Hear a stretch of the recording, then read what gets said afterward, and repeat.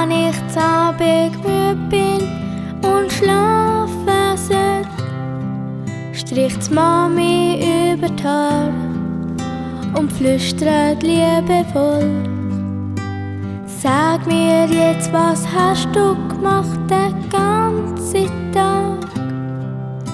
Und ich spür, dass ich gar nichts sagen mag. Ich brauch jemanden auf der Welt, wo sich immer hinter mich grad stellt,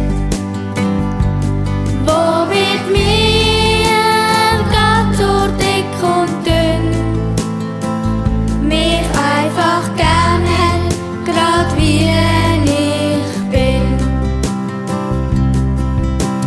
Und es rollen Tränen übers ganze Gesicht. Weisst du, dass mir die Lisa sagt, sie mög mich nicht? Sie wird nie mehr meine Freundin sein und ladet mich nicht zum Geburtstag ein. Ich brauch jemanden auf der Welt,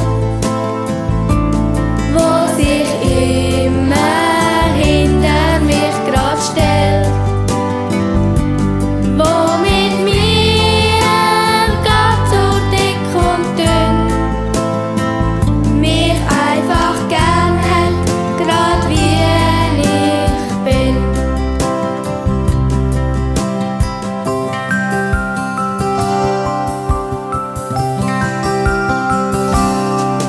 Wenn's Mami mich dann fragt, wie es jetzt der Lisa geht, glaub ich,